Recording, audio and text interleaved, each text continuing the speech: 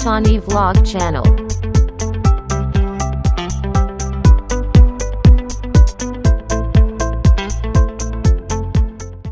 Salam jumpa, saya Romo Eko. Dan pada malam hari ini kita bersama-sama berbicara kitab Ratapan bab 3. Tak berkesudahan kasih setiamu Tuhan, tak habis-habisnya rahmat-Mu. Selalu baru tiap pagi, besar kesetiaan-Mu. Temanya menarik tentang kasih setia Tuhan yang tidak pernah habis. Kita coba dalami dalam kerangka pendalaman kitab suci terutama. Dalam kerangka firman Allah berbicara apa tentang rasa syukur ini. Waktu saya mencoba untuk merenungkan tak berkesudahan kasih setia Tuhan. Jadi Anda punya semuanya, tetapi tidak punya kehidupan, ya tidak bisa apa-apa. Anda punya kehidupan, tetapi Anda tidak punya rasa syukur, maka kehidupan yang Anda jalani adalah sebuah beban, adalah sebuah kewajiban. Pasti kehidupan yang tanpa disertai rasa syukur akan menjadi berat perjalanannya. Maka sebelum saya berbicara tentang kasih setia Tuhan yang tak pernah berkesudahan, hati yang penuh rasa syukur yang selalu hidup dalam hati seorang beriman, saya mau mengajak Anda untuk melihat warta itu sejak awal diberitakan oleh para malaikat. Mungkin ini nuansa bacaannya adalah nuansa bacaan Natal ya. Tidak apa-apa supaya Anda tidak lupa bahwa hari raya Natal sudah lewat. Tapi bacaannya masih sah, boleh kita dengarkan. Jadi saya ambil Injil Lukas 2 ayat 8 sampai 11. Di daerah itu ada gembala-gembala yang tinggal di padang menjaga kawanan ternak mereka.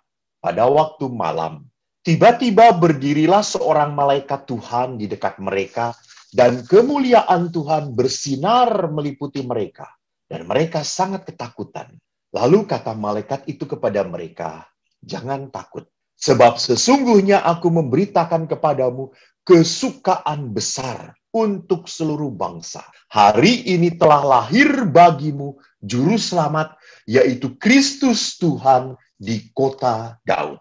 Demikianlah Injil Tuhan. Terpujilah Kristus. Saudara-saudari yang terkasih, kitab suci, firman Tuhan, kalau setia kita dengarkan, dan firman Tuhan itu setia kita renungkan, maka firman Tuhan itu setiap hari bisa mengoreksi hidup kita. Jadi firman Tuhan itu kalau kita renungkan setiap saat, maka kita setiap saat bisa bercermin. Apakah hidup kita sudah berkenan pada Allah atau belum?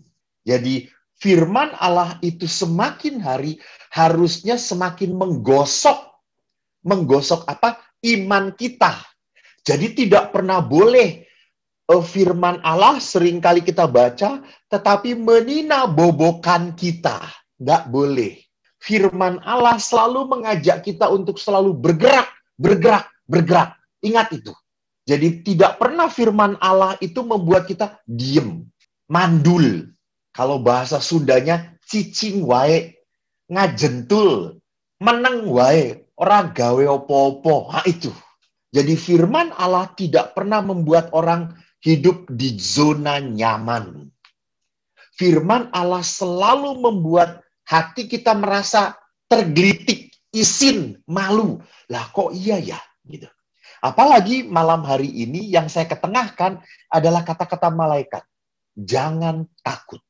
Jangan takut. Dan kata-kata ini pun digaungkan berkali-kali oleh Yesus pada saat Yesus sebelum diangkat ke surga. Di saat para murid ketakutan, ditutup seluruh kamar, Yesus berkata, "Jangan takut." Dan nuansa seluruh bacaan Injil, kitab suci, kabar baik itu diawali dengan diberi nada dengan kata-kata, "Jangan takut." Bahkan dikatakan kesukaan besar untuk seluruh bangsa hadir di dalam diri Yesus. Nah, warta kebaikan Tuhan, jangan takut, dan Allah menjadi sumber sukacita, itu sulit dihadapi oleh manusia. Sulit kita terima. Kenapa? Karena hidup kita terjerat, terperangkap. Jadi yang terperangkap itu apa? Yang terperangkap itu bukan tubuhnya. Mungkin tubuhnya bisa bebas jalan-jalan. Bisa. Mungkin tubuhnya sehat, makin lama makin gendut gitu ya. Kan pandemi ini kalau Anda timbang kan Anda tidak hanya besar badannya, besar dosanya gitu ya. Besar segala-galanya lah pokoknya gitu ya. Jadi kita bisa jadi orang-orang yang terperangkap pikiran kita, jiwa kita, roh kita terperangkap. Jadi kita terperangkap bukan oleh roh Allah, tetapi oleh roh keakuan. Roh jahat. Kita bisa terperangkap pikiran kita oleh negatif, memikirkan ketakutan, kegelisahan terus. Bisa juga keinginan kita terperangkap kepada hal-hal, percumalah kita berbuat seperti ini, pasti juga akan sakit, akan kecewa lagi. Percumalah menyapa orang itu, percumalah baik sama dia mah memang orangnya suka nyakitin. Ngapain ngedekatin orang yang suka nyakitin? Nah, ini perangkap. Jadi ketakutan bisa membuat orang akhirnya apa? Akhirnya cemas, khawatir. Dan kalau orang penuh dengan kecemasan, kekhawatiran, dan ketakutan, orang itu tidak pernah berani apa? Tidak pernah berani melakukan sesuatu. Jadi kita harus belajar untuk melihat apa sih yang mengkhawatirkan saya di dalam hidup saya. Apakah saya khawatir, cemas, karena apa? Karena saya pernah disakiti. Karena saya pernah dikecewakan. Jadi trauma itu adalah kecemasan, itu adalah ketakutan. Kenapa kok saya takut berelasi mendalam dengan seseorang? Karena saya pernah dikhianati. Kenapa kok saya takut? Salah satu hal yang selalu saya miliki dalam hati saya adalah kalau saya harus bicara dengan atasan. Entah itu dengan pastor Vikjen misalnya, atau dengan uskup gitu ya, atau dengan pimpinan, saya tuh selalu takut, cemas gitu. Langsung nggak nyaman. Kenapa? Karena saya punya masa lalu tidak nyaman dengan ayah saya. Jadi kalau setiap pimpinan itu selalu dilihat sebagai ayah, figur ayah yang selalu akan melihat kesalahan saya, yang selalu akan menilai saya, yang selalu akan menghakimi saya. Sehingga nggak nyaman. Jadi kalau saya tiba-tiba dipanggil oleh uskup, Romo Eko dipanggil uskup, aduh, saya selalu langsung berpikir, apa salahku ya? Gitu ya. Betul, kita selalu tidak membuat nyaman. Ini kecemasan. Jadi saya harus sadar, saya punya itu. Setiap orang punya. Misalnya sama, pada saat kenapa ada orang-orang tertentu ya gitu nyaman dengan hidup berdoa. Saya kaget bahwa pernah suatu saat mau misa didatangin oleh seorang ibu, mau misa. Karena saya jalan dulu muter, lalu ibu itu mengeluh tentang apa? Tentang saudaranya yang mengkhianati dia. Tentang saudaranya yang mengambil hak waris. Dia marah, dia kecewa, dia jengkel. Karena saudaranya yang mencuri hak waris itu adalah saudara ipar. Tidak punya hak apa-apa. Tapi dia ambil semuanya. Dan ibu ini padahal mau pergi ke gereja. Dan dia sampai stres memikirkannya. Jadi lihat di sini, ibu ini rajin misa pagi. Rajin doa Bapa Kami. Bahwa kan kalau doa Bapa Kami sambil merem, membuka tangan. Dia rajin menyambut tubuh Kristus. Tetapi hatinya terperangkap oleh kemarahan, oleh ketakutan, oleh ketidakmampuan untuk memaafkan, dan ketidakmauan untuk kehilangan, melepaskan. Ini akar dari ketidakbahagiaan, ketidakmampuan untuk melepaskan. Maka Yesus bagus banget waktu mengajari kita. Yesus berkata, pandanglah burung di langit. Ia tidak menabur, tidak menuai, tidak mengumpulkan padi di dalam lumbung. Tetapi diberi makan oleh Bapamu yang di surga. Bukankah kamu jauh lebih berharga dari burung-burung itu? Jadi rupanya kita itu bisa merasakan hidup yang damai, sukacita, lepas dari kecemasan dan kekhawatiran serta ketakutan kalau kita mau apa? Mau mendengarkan Tuhan. Bukan mau mendengarkan hati kita. Bukan mau mendengarkan pikiran kita yang harus balas, harus ditolak, harus dikerjain. Jadi kita harus lebih berani mendengarkan Tuhan. Maka Tuhan berkata, datanglah kepadaku, kalian semua yang letih lesu dan berbeban berat. Aku akan memberikan kelegaan kepadamu. Pikulah kuk yang kupasang. Jadi kalau kita datang kepada Tuhan, jangan cuma datang lalu tetap membawa beban, membawa kekhawatiran, membawa ketakutan dan kecemasan. Ya sama aja kita tidak akan mendapatkan kelegaan. Jadi kalau kita datang kepada Tuhan, kita harus ikut aturan Tuhan. Jadi ingat sekali saya waktu di seminari Menengah Mertoyudan. Saya kaget waktu datang pertama kali ke seminari, bahwa masuk ruang tidurnya itu hanya pakai papan dan tikar, serta satu selimut dan bantal tipis. Langsung saya pikir, aduh bisa tidur nggak ya? Gitu ya. Sampai ada beberapa ibu, saking sayangnya, saking terlalu sayangnya pada anaknya mau daftar ke seminari, itu ibunya bawain guling, selimut yang tebal, bahkan kasur untuk anaknya, dan izin kepada Romo, boleh ya ini untuk anak saya nggak bisa tidur kalau nggak pakai guling ini. Ya pasti ditolak oleh Romonya gitu ya. Jadi kalau mau jadi Romo ya harus berani hidup dalam ketidaknyamanan. Terbiasa dengan ketidaknyamanan. Sama waktu saya tertarik dengan seorang perempuan gitu ya. Saya tertarik, saya nembak nggak ya? Gue ngomong I love you nggak ya sama dia? Takut ditolak. Kalau ditolak kan sakit banget. Muka gue ditaruh di mana gitu ya. Karena ketakutan saya untuk ditolak, maka akhirnya saya tidak pernah punya kemauan, punya keinginan untuk nembak perempuan.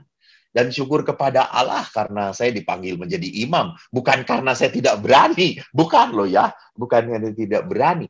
Tetapi karena lihat bahwa dalam kehidupan, jangan pernah lupa, kalau kita mau dekat dengan Allah, datang kepada Allah, mendengarkan Allah, maka ikuti aturan Tuhan. Maka kecemasan, kekhawatiran, ketakutan dituntut oleh Tuhan untuk dilepaskan. Perangkap kedua yang membuat manusia tidak pernah bisa bersyukur adalah apa? Mengejar materi. Jadi hidupnya disetir oleh keinginan-keinginan yang tidak pernah puas. Jadi orang ini selalu merasa kurang. Maka ini yang disebut sebagai rakus. Jadi rakus itu adalah orang yang tidak berani dan tidak bisa berkata cukup. Suatu saat bukan suatu saat ya, orang baru 4 hari yang lalu gitu, bukan suatu saat, 4 hari yang lalu ada yang mengirim, seorang inang dari Batak yang tinggal di sini, mengirim saksang kepada saya. Aduh, saksangnya enak banget. Anda tahu toh, daging itu dicincang, lalu diberi bumbu Batak, itu enak sekali.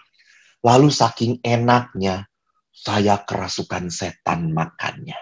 Saya habis 3 piring, saudara-saudara. Padahal makan malam. Dan apa yang terjadi?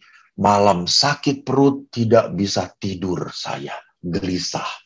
Sampai jam berapa? Jam 1 apa setengah 2 saya tidak bisa tidur.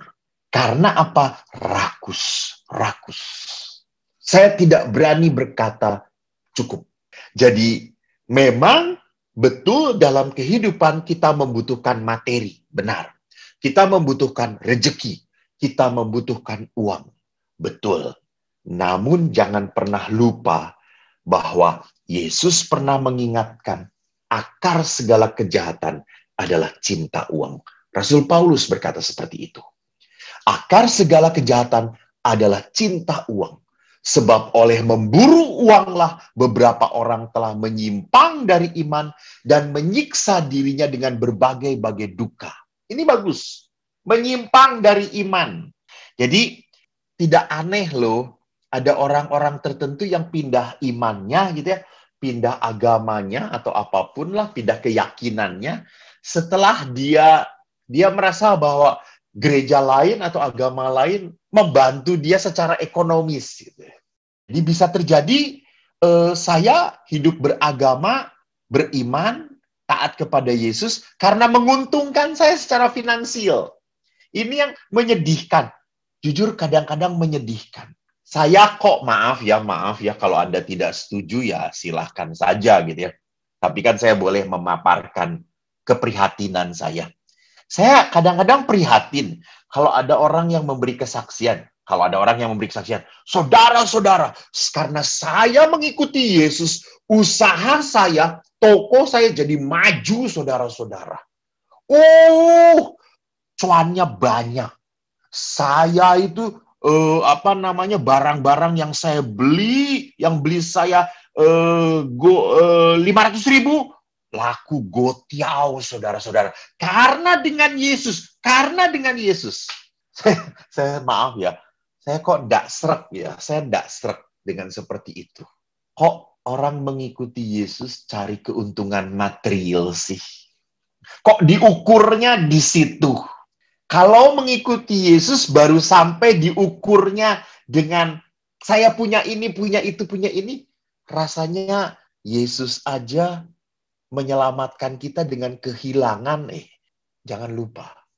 Yesus menyelamatkan kita bukan dengan memperoleh ini, memperoleh itu, menunjukkan tidak. Yesus kehilangan. Bahkan kehilangan muridnya, ditinggalkan oleh para muridnya. Kehilangan nama baik, saudara-saudaranya bahkan menyebut dia gila. Bahkan akhirnya dia kehilangan nyawanya. Itu cara Yesus menyelamatkan kita. Lah kok kita berpikir mengikuti Yesus, saya harus punya ini, saya harus dapat ini, saya harus memiliki ini. Ya ndak, cincailah itu saudara-saudara. Kurang cincai itu namanya. Maka dikatakan oleh Paulus juga bahwa dengan kecintaan orang pada uang, maka dia menyiksa dirinya dengan berbagai duka. Ini yang dimaksud dengan orang yang tidak akan pernah berhenti dengan keinginan. Selalu kurang, selalu ingin tambah, selalu ingin cari yang lain. Saya sangat kagum dan bahagia dan sukacita kalau diminta untuk memimpin perayaan Ekaristi hari ulang tahun perkawinan ke-25, ke-50. Saya selalu bersukacita. Saya selalu kagum oleh apa? Oleh kesetiaan. Orang yang bisa setia dengan satu, bertahan dengan satu, dan menikmati yang dia miliki, tidak menyiksa dirinya dengan berbagai banyak keinginan. Ini orang yang apa? Yang sungguh hidup di dalam Tuhan. Jadi lihat di sana bahwa kita harus bisa mengekang pikiran, hati kita, keinginan kita, supaya jangan sampai diatur oleh keinginan itu. Kita yang mengatur keinginan kita. Yang ketiga, yang membuat kita tidak bisa hidup bahagia karena kita terperangkap oleh kemarahan, kebencian, dan dendam. Jadi, hidup bersama orang lain, jangan pernah lupa kita harus sadar bahwa pada saat kita hidup dengan orang lain, kita hidup dengan ketidaksempurnaan. Jadi, kalau kita punya mimpi, punya bayangan bahwa hidup di dunia ini kita bersama dengan orang-orang yang sempurna, orang-orang yang sesuai dengan pikiran dan keinginan kita, maka hati kita akan selalu teriritasi oleh rasa marah, rasa benci, dan dendam. Jadi saudaraku, marah, kecewa adalah hal yang normal. Itu muncul begitu saja. Jadi jangan bayangkan bahwa saya tidak punya kecewa, saya tidak punya marah. Enggak. Bapak Ibu, saya pun punya kekecewaan. Saya pun punya kemarahan. Namun kalau hidup saya bersama komunitas, bersama teman-teman saya, diatur oleh perasaan kecewa dan marah dan jengkel ini, maka saya tidak akan bisa membangun kerajaan Allah di dalam komunitas saya. Maka saya tidak akan betah tinggal bersama komunitas saya. Maka 3 hal ini adalah hal-hal yang membuat kita sulit bersyukur. Nah, sekarang kalau begitu, saya harus mencoba untuk merefleksikan. Saya punya kelemahan di mana sebagai manusia? Apakah saya punya di kelemahan pertama, bahwa saya terlalu cemas, khawatir dengan kehidupan saya, karena kalau maju ke depan saya sudah ketakutan? Atau saya adalah orang yang didera oleh begitu banyak keinginan ini, ingin itu, gitu. Gak pernah mau diem, gak bisa mau tenang. Atau saya adalah orang yang didera, dijerat oleh kemarahan, kebencian, bahkan rasa dendam ingin membalas.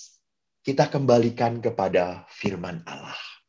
Apa yang dikatakan oleh penginjil Yohanes? Karena begitu besar kasih Allah akan dunia ini, sehingga ia mengaruniakan anaknya yang tunggal, supaya setiap orang yang percaya kepadanya tidak binasa, melainkan memperoleh hidup yang kekal. Jadi saudaraku, ingat, saya ingin mengingatkan satu kata di ini. Kata-kata apa? Setiap orang yang percaya memperoleh hidup yang kekal. Tolong ya, bukan hidup yang kelak, tetapi hidup yang kekal. Jadi memperoleh hidup yang kekal itu berarti apa? Ada damai, sejahtera di dunia ini juga.